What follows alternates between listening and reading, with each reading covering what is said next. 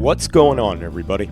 This is Sean of Ross Like Music. And this is the Super Sunny Show. I'm Lamali. This is Blue and Green Radio. Party people, this is Mr. V of Confessions of a Curly Mind, broadcasting through Blue in Green Radio. You're listening to Steve Williams at uk5.org.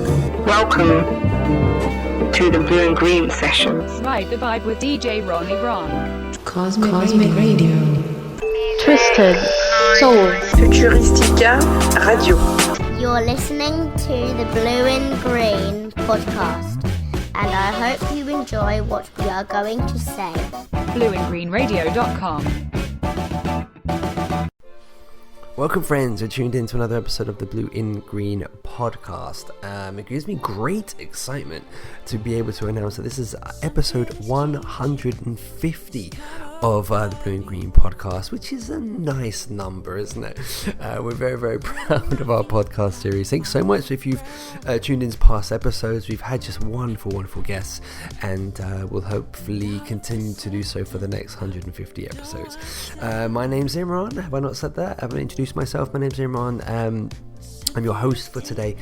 Quick reminder before we jump into today's episode, quick reminder as always that the Blue in Green podcast runs in conjunction with Blue in Green Radio, the London-based internet radio station that hosts shows from across the big wide world, including the States, France, Japan, Australia, and with, of course, all parts of the UK as well. So we've got an amazing lineup of mega talented artists and DJs and producers who are all as equally committed to celebrating wonderful new independent and super talented music across a range of styles, from R&B, hip-hop, soul, jazz, funk, etc.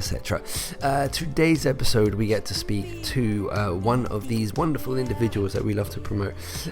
We have the distinct pleasure of spending time with Gareth Donkin, who is doing amazingly well. We're talking primarily following the release of his second full-length album, dubbed Extraordinary.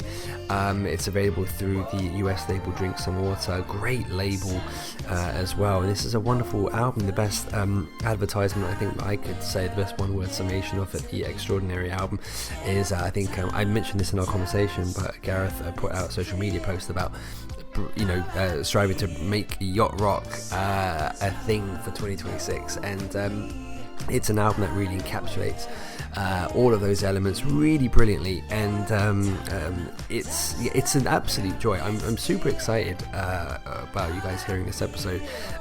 Gareth is a mega talented young dude, singer, songwriter, musician, producer. He's just an indelible array of talents, and it's just, you know what, it's a real pleasure to have spent time with him. He's got amazing stories, and we have a really great conversation about the Extraordinary album, about kind of challenging yourself and facing those, having to address those qualities and those moments of self-doubt and those moments that kind of want to make you retreat into yourself, but then you kind of just persevere. And we talk about the challenges involved in that. We talk about the creative process, collaboration, songwriting. We talk about some monumental collaborations that Gareth has managed to notch up in 2026 with Tall Black Guy and Zoe for their Expansions album, and then I believe right at the end of 2025 Gareth appeared with the mighty De La Soul on their Cabin in the Sky album as well, and let alone the amazing features on the Extraordinary album who we discussed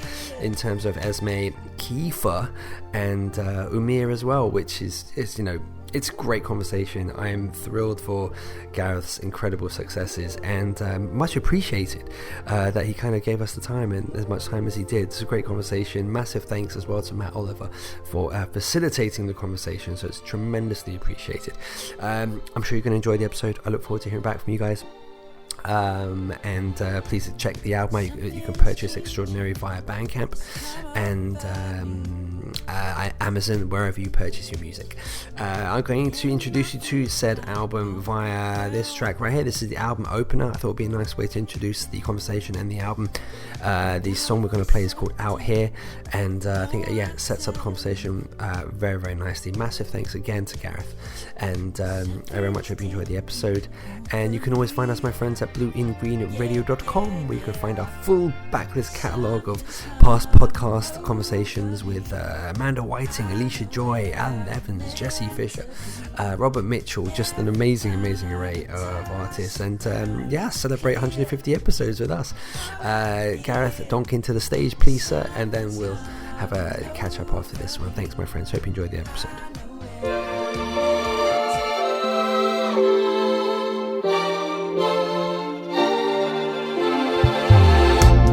Something is changing, it's come over me.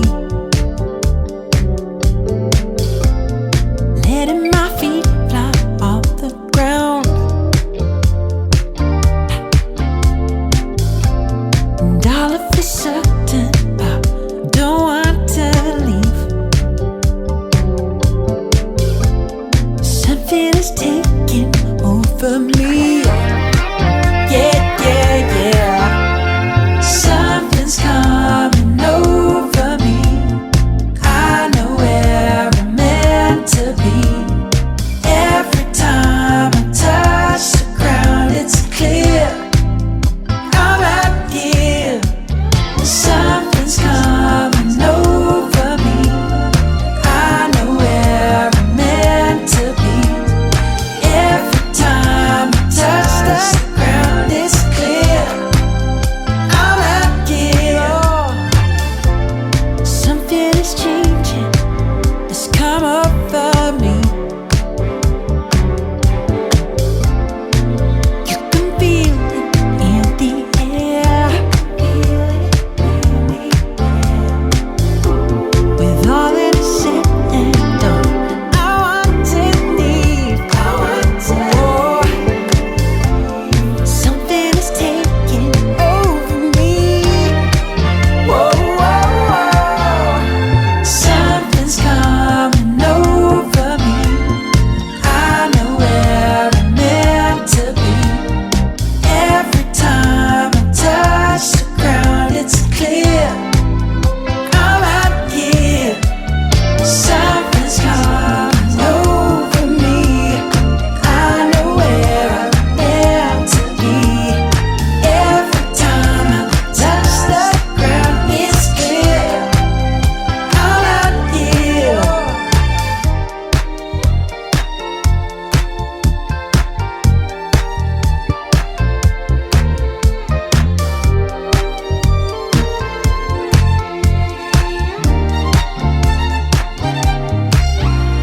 Something's coming over me. I know where I'm meant to be. Every time I touch the ground, it's clear I'm out here. Something's coming over me. I know where I'm meant to be. Every time I touch the ground, it's clear I'm out here. Something's coming over me. I know where I'm meant to be. Every time I touch the ground, it's clear I'm out here.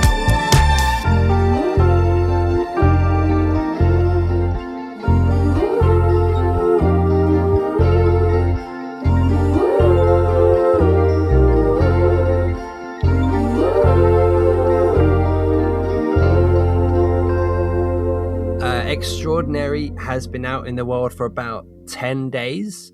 That's right. How is it going? Is this a particularly busy period at the moment? Well, thank you so much. First of all, I put so much love and time into this project. So I'm thrilled it's out, and I've also just been holding on to these songs for so long. I finished them in August of last year. Wow. Got them mastered then as well, and it was all good to go.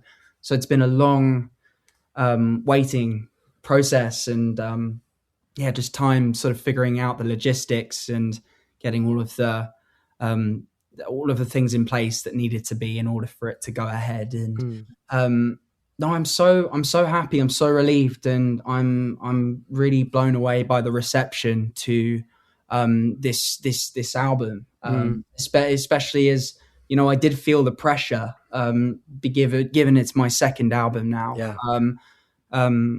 And I also released an EP in between. It's been great, and I think it's everything that I had to say at the moment. I wrote it and had all of those songs together as a body of work. So super happy.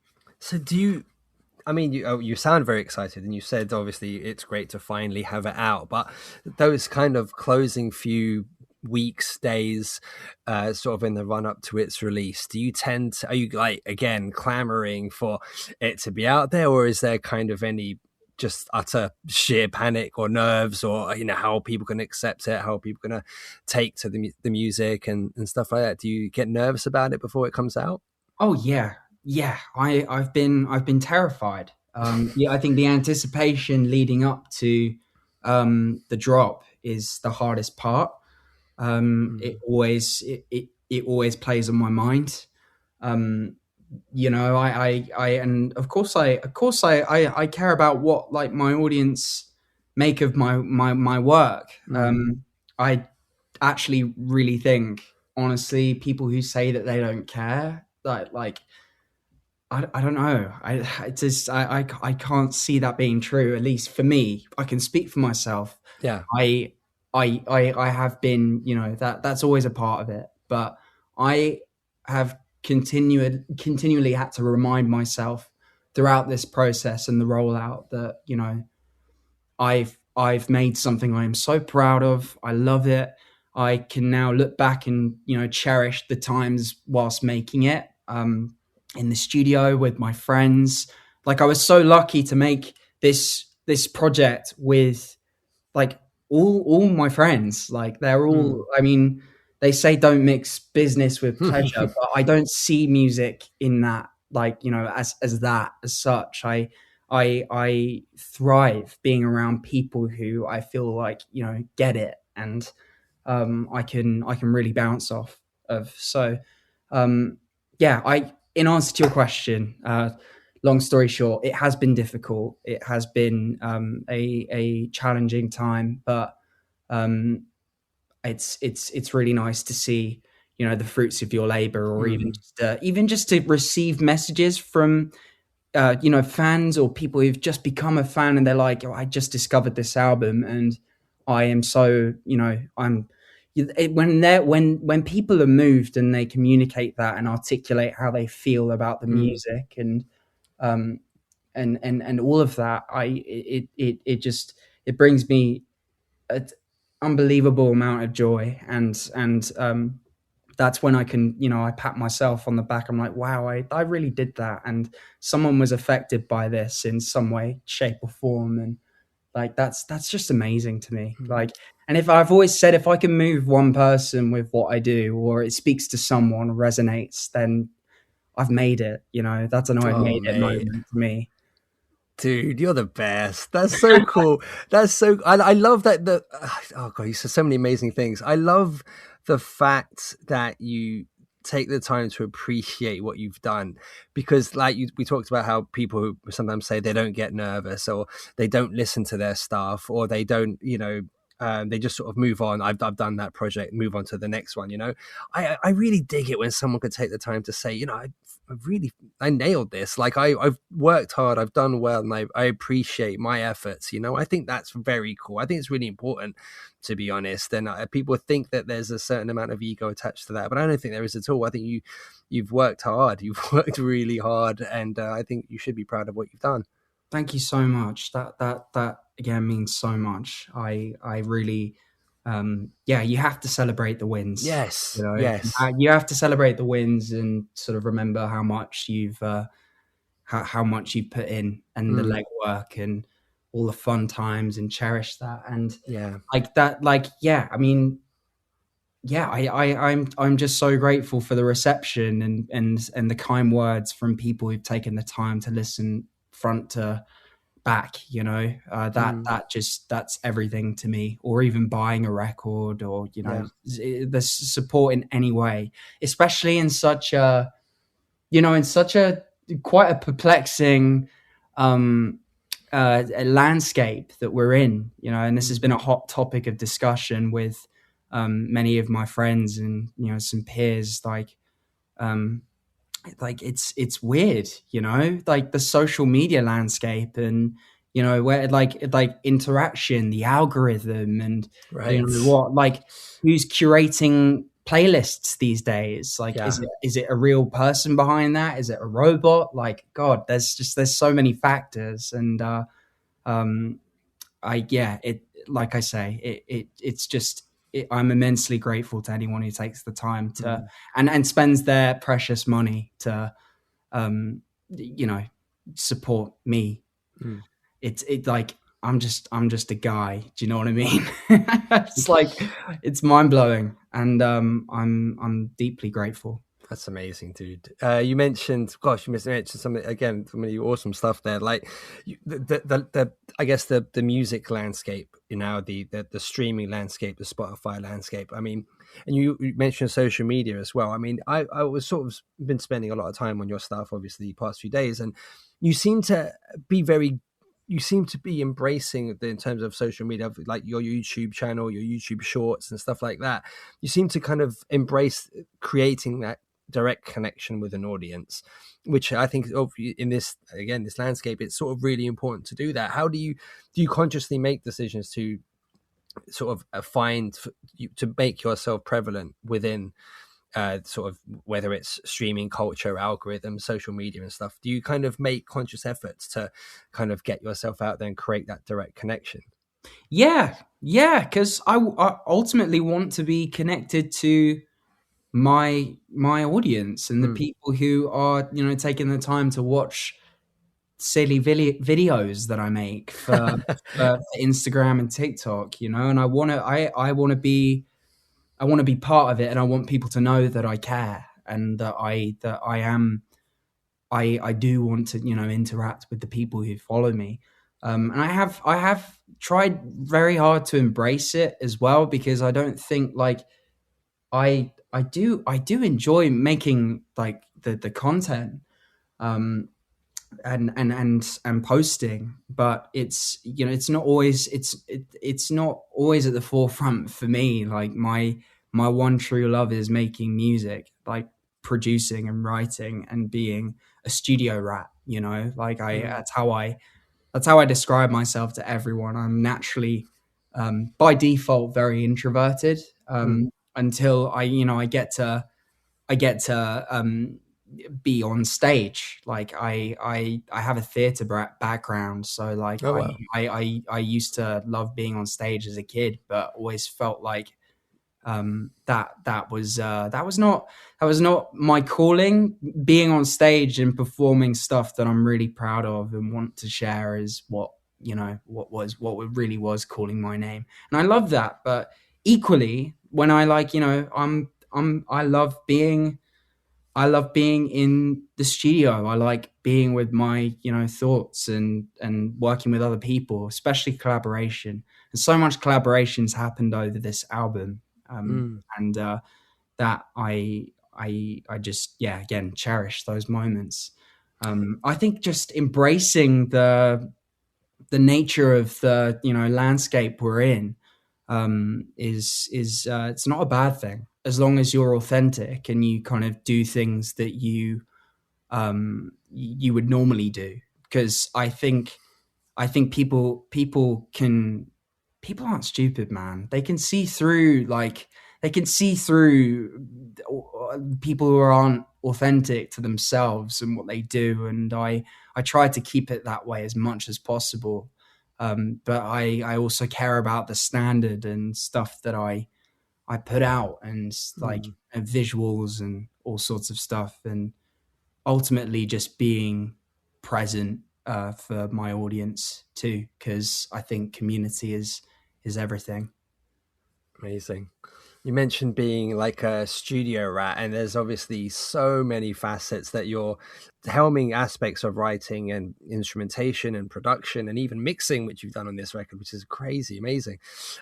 Do you but conversely, you mentioned really enjoying getting in there with your friends and creating together. Do you find it a challenge to say, I don't like that?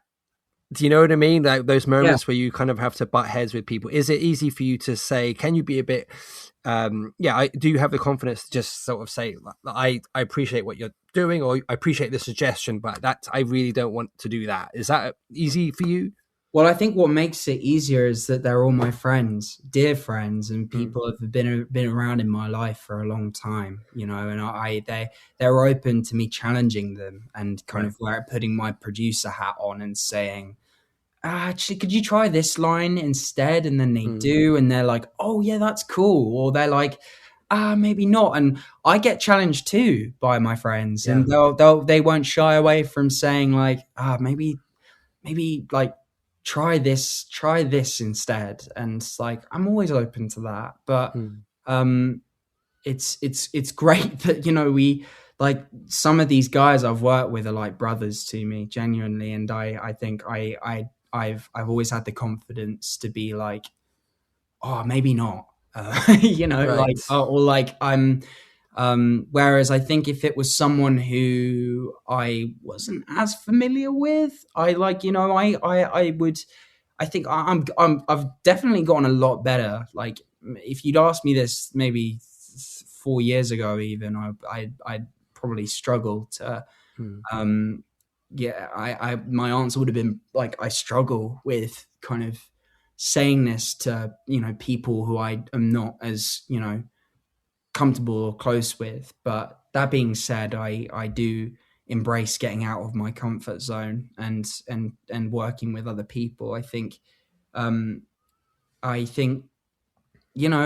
like, most of the time I'm really lucky that these guys who have worked so hard on this music with me, like, embrace my my crazy ideas, just my craziness in general. I'm not saying like I'm so crazy. I mean, like, what am I trying to say? Like, no, completely understand. Yeah, you approach things from an unorthodox perspective, or something that someone else wouldn't have thought of. That's brilliant. Yeah. No, that's the kind of crazy you need, I guess, when you're creating art, isn't it? Well, so right. I've got to give it to the collaborators and the people who've worked on this record with me. I write the songs. I produce them. I am an executive producer across this project. However, it's some people I've worked with on this album have kind of saved me and yanked me out of holes that I've been in for a while. And, there's James Barkley, who worked on my song Out Here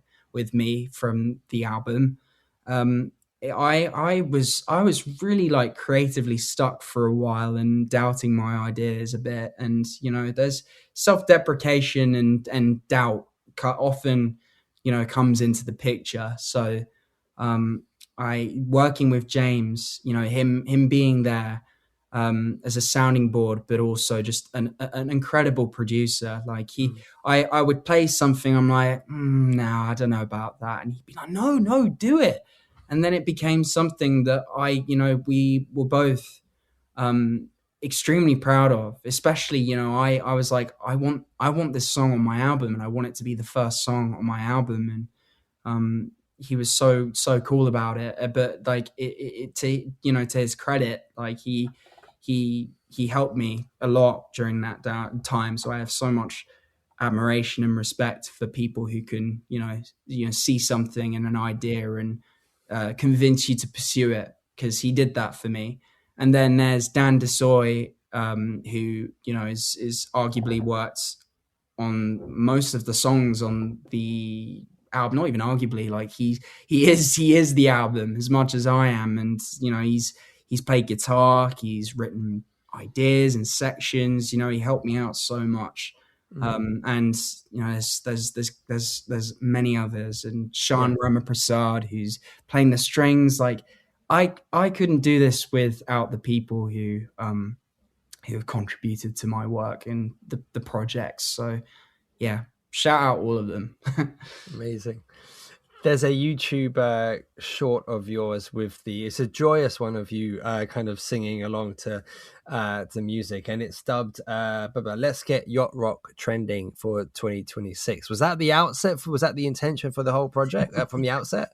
Yeah, I mean, more or less. I mean, the album cover is very much like kind of holiday beach sort of vibes, you know, like it's an idyllic setting with, you know, the stars in the sky, the sunset, you know, these are all kind of scenes that I visualize in my mind when I'm making music, and it felt so fitting for that to kind of be the, you know, the cover, the main art for it, especially for all of these songs, because, you know, I think the like yacht rock is a huge theme in this project, particularly with that one song Out Here that was, you know, I think that's the video you're referring to. It was me kind of jamming along to some guitar, and that feels that's I think the most yacht rocky song on the project, but I think that kind of set the tone for the album pretty perfectly. So in answer to your question, yeah, absolutely. Yacht rock, soul, R&B, disco, like I think just kind of fusing everything that I love musically into one body of work was the aim ultimately. Amazing. Do you like, sort of on that note, I guess you've sort of said it, but do you tend to know where you're going with a project at the outset, or is it's something that still has its own evolution while you're in the creating part of it? I would say the latter. I think the project kind of takes shape as I go, and I have to think long and hard about sort of what the central themes of the project are. You know, I like in a lot of these songs, particularly the first half of the project, it's very much me kind of looking in the mirror, trying to pick myself up after, you know, some very challenging times, a breakup, and just sort of like, again, as I was saying, like battling self-deprecation and reminding myself that, you know, I don't have to be so self-deprecating or hard on myself, and sort of a reminder of my, you know, self-worth in a way. And I think that's like sort of the main theme for the album. And I, you know, parted ways with someone who was working with me for a while, and that sort of was the sort of the driving vehicle, like the vehicle behind Extraordinary. And like there's sort of a play on words on that song, the lyrics extraordinary, but I wanted the title to be the full word. Just dealing with someone who didn't really fully grasp what I was about and was out to change me in the direction of what I do, in the midst of me sort of battling with myself ultimately. Just a lot of like low moments, but then, you know, trying to translate that into uplifting music and composition across the board. You know, there's like a lot of sort of notes to self across the album, such as please don't give up, don't be so hard on yourself. Like these are all like the feelings I was having, and reminders that, you know, I've got to be kinder to myself. And I was being kinder to myself by, you know, parting ways with that person, and also leaving that relationship too, and like them sort of finding the light at the end of the tunnel. And so the final song on the project, Hello Sunrise, is that's sort of me saying it's the beginning of a new day. Like it's only the start of, you know, what, you know, this journey could be. And just musically, but in life as well. Yeah, that's in essence sort of the whole idea, the whole thing. Wow. When you were talking about sort of those self-deprecating moments, was that those were things pertaining to the music you were making, was it? Yeah. Well, not so much I think kind of inwardly and in my personal life, I could be very hard on myself, and a lot of my friends would sort of notice that about me, you know, pick that up. My nearest and dearest, my girlfriend as well, is like, you are so hard on yourself, and like, you've got to, you know, be kinder, because, you know, like, it's yeah, I mean, that's just sort of like, it's just personal battles with myself that, you know, I then sort of wanted to put into songs and make them very simple yet uplifting, and, you know, hopefully resonate with other people. Yeah. Simple yet pretty powerful and effective messages that, you know, you gotta hear sometimes. Like, plenty of people saying to me, don't be so hard on yourself, or, you know, don't give up the music thing when it gets challenging and hard, or you can't, you know, see a clear path. But yeah, does that make sense? Yeah, it does. It really does. It's really interesting, I guess, sort of balancing those kind of feelings that you have about, say, yourself, and, you know, that, you know, those parts where we just sort of fall into those moments of self-doubt, as you say, but then it's so difficult because obviously you're in a business, in a creative environment that requires you to put yourself front and center, doesn't it? So it's almost like that balance of you know, you might not be comfortable at that point, but it still requires it of you, right? Like, if you're going to write a song, you have to sing it. If you're going to promote yourself, they have to see your face. And it's so difficult kind of balancing that. And it's interesting kind of encountering that. I think we're doing these podcasts in particular to talk to people like yourself when those moments, I guess, find their way of just sort of taking over. And it's that I think the thing that I'm really drawn to in people is that perseverance of the easy thing to do would be like, this is all just too hard, and I'm just going to stop, you know, and that's the easy thing. But the thing is, I'm going to make an assumption, but it's almost like no matter how hard it is, it's just never a thought that enters your mind, because it's like, I have to create, I have to keep going, even though it's hard, I'm not going to stop. And that's I find that fascinating in a person, the fact that it's like, no matter how hard it is, it's just the idea of stopping, it's just not a feasible suggestion. No, it's just not. And I think the main thing for me is just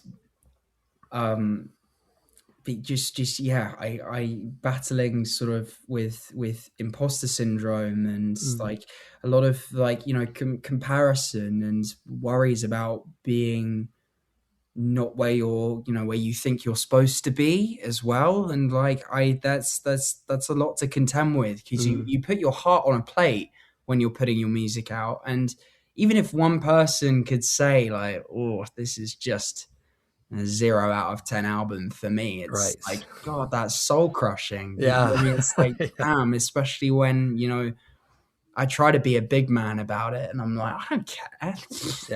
I could care less what you think, but that's just not the case. I am quite a sensitive person, and I do read comments, and I do, you know, I value people's thoughts and feelings, but it's that you've got to remind yourself to keep going, and just also remind yourself you're not alone in the process either. And remembering how many people are rooting for you as well, Yeah. and that you should, if they're rooting for you, then you should really be rooting for yourself. So you're very vulnerable when you're releasing music.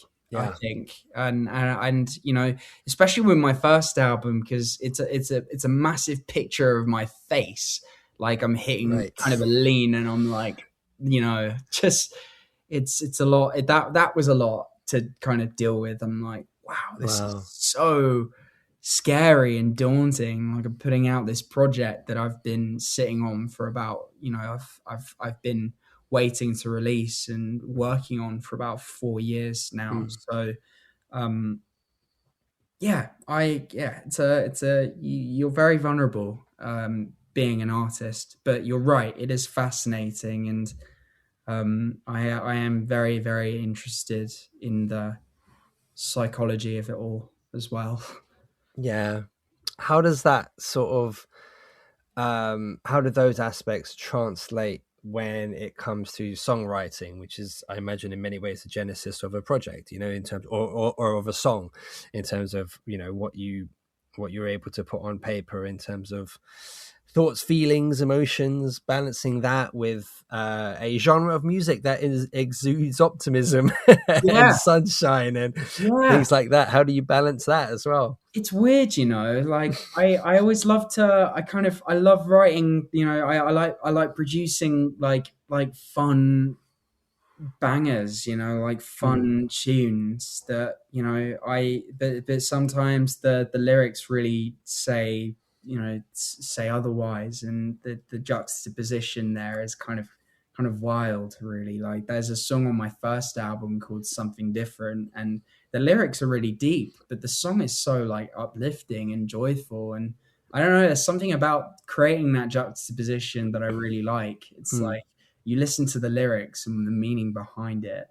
I don't know. You could even watch an old school movie like The Wizard of Oz. I don't know. Like, then there's the underlying themes of it, and it's like kind of this dark things, and I don't know. I don't know why I chose The Wizard of Oz, but if you know what I mean. Just 100%. The juxtaposition of it all is really cool to me, and so I feel like I channel that in my music a lot. I'm like writing quite deep stuff in my lyrics, or I'm not a gifted poet, man, but I think the composition and production and the music and itself is truly where I thrive, and I'm very aware that's where my strengths are. But equally, I like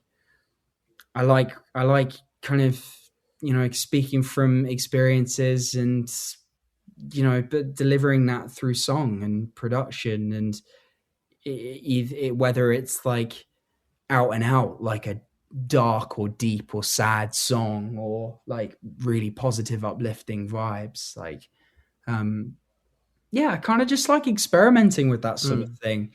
Do you can you spend a really long time when it comes to writing a song? There was the Rod Temperton, as I think his mindset was, it's in the air, and if you can't grab it in about 30 minutes, then move on, it's gone. And then that juxtaposing that with, say, Leonard Cohen, who spent a very long time trying to write Hallelujah, and there's a story of him in his underwear at 2 a.m. or something in the hotel room floor, banging his head on the floor trying to finish this song. So do you kind of appreciate a song could take a while? Yeah. Oh yeah, 100%. Whether that's in production or the songwriting or the lyrics, you don't know what to put to the song yet. I definitely appreciate that can take a while. And there are some songs that really have taken me years to either figure out the meaning behind or what it is I want to say. That being said, I really do. Rod Temperton's my idol. I think he was a master, truly. And his songwriting has always spoke to. I don't think there is a single song I don't like of Rod Temperton's. seriously. And I think, yeah, if you've, that's a lot of the time that's the case for me. If I've got it, if it's there and in the moment, chase it. If it's not, then yeah, don't force it, you know? Yeah, amazing. You've got again, you mentioned some of the musicians as well that you collaborated with. Extraordinary has some amazing features, by the way, in Kiefer, which is an incredible name to have featured. Umir, who I really like. I've been a fan of him for a little while. We've got him on Kylie Tatham releases. I think he's got an early Sabrina Carpenter song as well, which is incredible. And there's Esme as well. How did these come about? Are these people that you've known for a while, that you've met sort of on the circuit at random places, or are they friends of friends, or how did that come about? Well, really, like I've known of Amir, Kiefer for a long time. Oh, awesome! You know, I've been a fan of Kiefer's since I was 17. Amazing. And to have him involved in the project was a really, really big honor. But we actually connected at DJ Jazzy Jeff's playlist retreat. Oh my gosh, you went to a playlist retreat. That's so cool. Yeah. I was there. I got to meet so many of my heroes. And the first time I went there, I plucked up the courage on the very last day. In fact, even the last few hours, you know, I saw, you know, Kiefer sitting in front of Jeff's studio, and I was like, I'm going to do it. I'm going to talk to him. It's like, hi, Kiefer. I'm a huge fan. I was terrified, but he was so warm and so funny and cool. And we exchanged contacts. We followed each other on Instagram.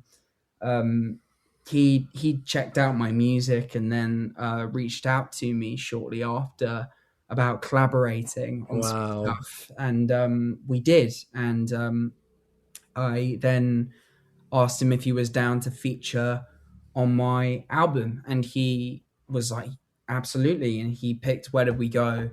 And I always felt like, you know, there was definitely something, some space there that needed to be filled, not just for the sake of it, but I was like, there's something missing here.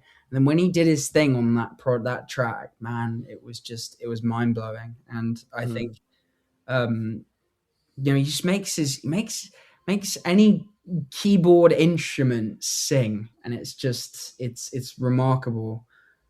So huge honor to, well, really be connected with Kiefer, but also, just be friends now. It's kind of it's kind of mad for me.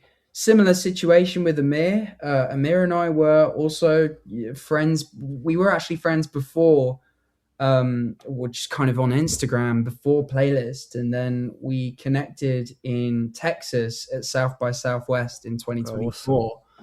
And then I got invited to Jeff's, and I got to, you know, cook up with him there and hang and chat. We really connected, and I think we see eye to eye a lot, and I just think the world of that guy, and I just love his pen game as well. He really understood the assignment, and that song he's on is all about a first date and how it just went south really quickly. And I think he just captured the essence of what I was going for so well. Amazing. And Esme, I actually, Esme, I connected with through my manager. Actually, it was Scott, my manager, who put me on to Esme, and her style and music was just so cool to me. It's like unlike anything I've really heard before in terms of delivery and flow and just swag. Like she just got the thing, and I think she really is gonna be someone people talk about before we know it, I think, and she definitely one to look out for. she's got this song coming out that I'm so excited to hear as well. So yeah, Amazing. I ultimately want to work with people that I want to work with, and not just have people on my songs for the sake of it. You know, Sure. that's something I'm very passionate about, and I'm very, thorough and want to work with people that it just makes sense, and I loved working with these guys, as well as like all of the people who contributed musically to the album. So yeah. Amazing. Does the fact that you made a song called De La Soul have anything to do with the fact that you actually made a song with De La Soul? Actually, no, not at all. There's no connection? There's no connection whatsoever. I just thought the words sounded cool. I thought there was a really nice sort of flow with how the music made me feel. I also used to live in France for a little while, so I take pride in the fact I learned French, and I adore the language and the culture, and from the soul, the meaning is just so beautiful. And I just thought the song was, it felt really fitting. I was stringing a lot of words together that didn't always, make sense or add up, and be like, what's he talking about back then? So. Like I said, I'm really not a gifted lyricist in that respect, but I just thought it was really cool. And then to fast forward years later, again, like so the first year I went to Playlist Retreat, we didn't actually connect then, so I was way too nervous to speak to a lot of people when I got there. But I think maybe Jeff or someone connected me with, or put Pos from De La Soul onto my music, and Pos reached out to me August of last year, just when I wrapped up my second album.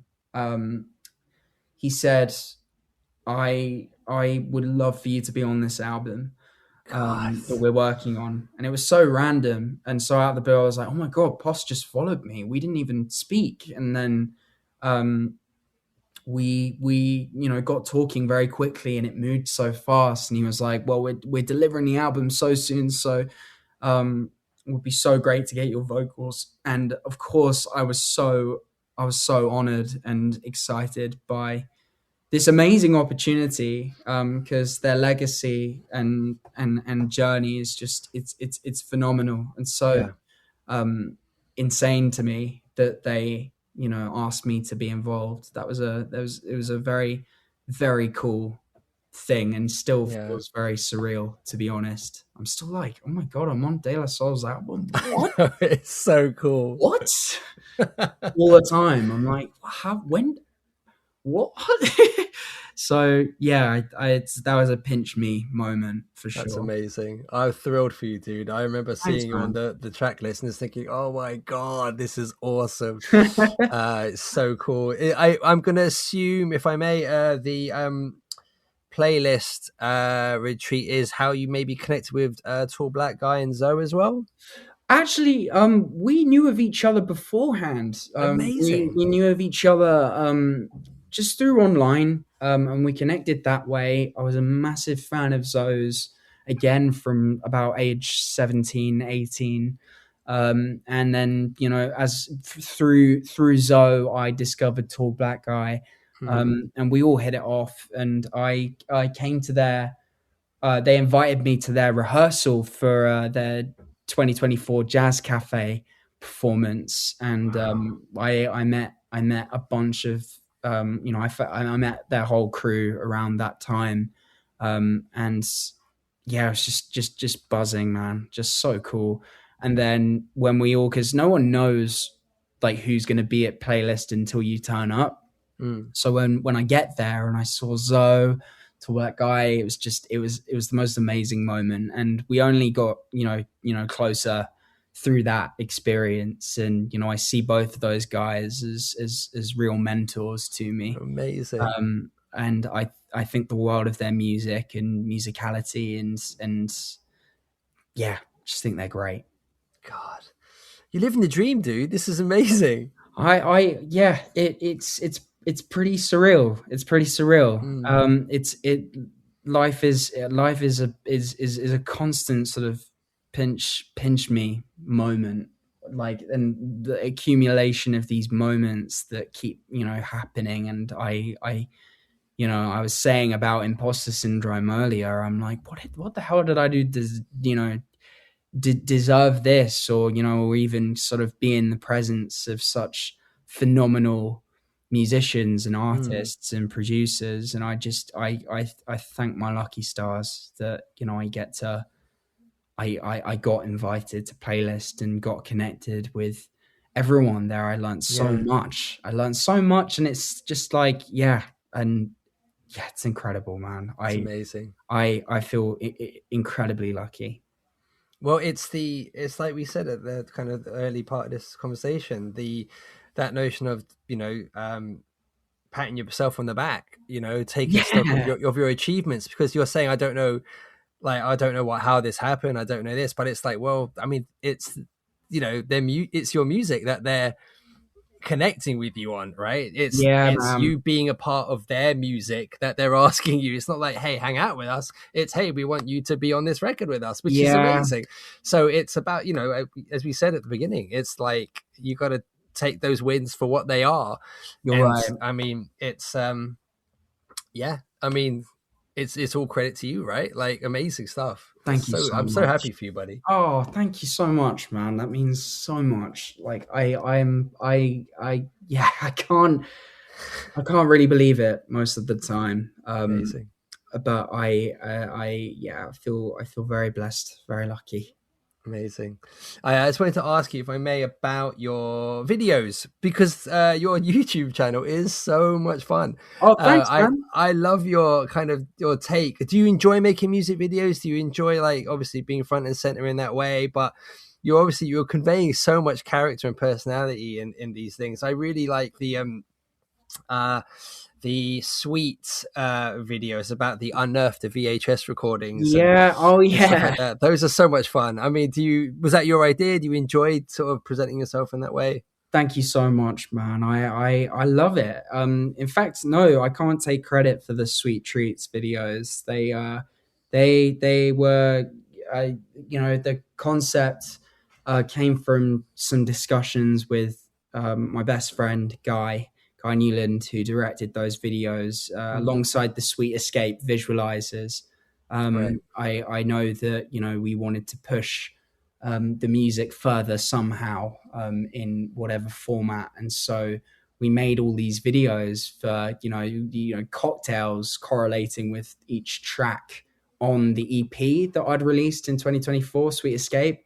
And it just became such a fun thing. And Guy had envisioned this Bob Ross style videos, just a bit of fun, like just really just sort of down to earth, funny and chill content. It's it was a really fun project alongside all of the visualizers that he did towards that EP, Sweet Escape. Absolutely loved it. And I love making the videos. I also have, I used to be a YouTuber when I was like 14, 15. Wow. Actually got like 2,000 subscribers, which I was like so proud of. Amazing. So, I wasn't, professional, but I loved doing it as a hobby and like creating videos and editing them and, being just rambling in front of a camera, like that stuff, really, it's so fun to me. It's all a bit of fun, isn't it? Like the music videos as well. I think just kind of just throwing myself into it and embracing it is all that I want to do. So amazing. I'm thrilled for you, buddy. I'm mindful of your time, so I don't want to invade your evening. Oh man, not at all. No, this has been such a pleasure. This has been one of my favorite interviews ever. Oh, you're very kind, buddy. No, I mean it. I really mean it. It's been so fun. I thank you, man, and thank you for having me on. It's a pleasure. It's a real pleasure. I mean, it's been amazing kind of watching just even the rollout for this record. You know, it's just it's kind of garnered more and more esteem and success, and you're just, you know, to see your name appear on these amazing other projects as well. It's just, I couldn't be more excited for you. I really couldn't. Thanks, man. And it's just awesome. I'm just grateful you were able to make the time, and of course, I'm sorry it took a minute, but really. No! God, you must have 100 things going on. I completely understand. So yeah, no worries at all. But yeah, just I wish you continued success, buddy. Thank you so much, Imran. We've got the gems,